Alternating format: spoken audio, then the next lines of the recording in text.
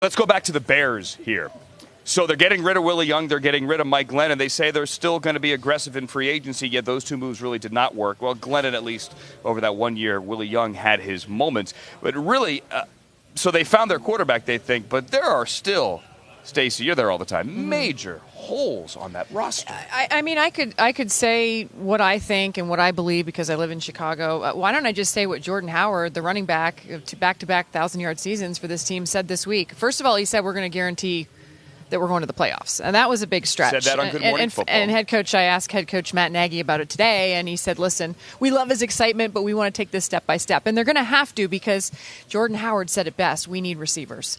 They are relying upon a receiving core that was injured, yes, but they need a powerhouse.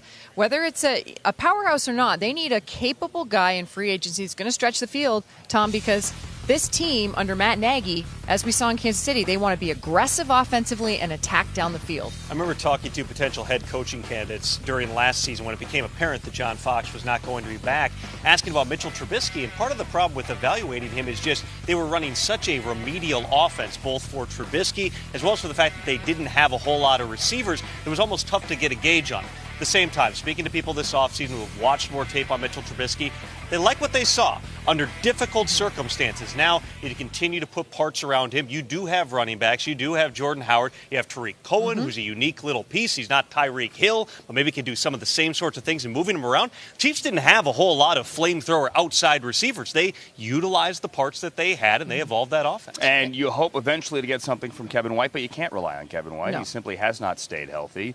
Like the kid coming out of West Virginia, but until he proves he can do it for more than a week, you can't just assume you can plug him in there. You need playmakers other than the ones, as you said, you already have in the backfield.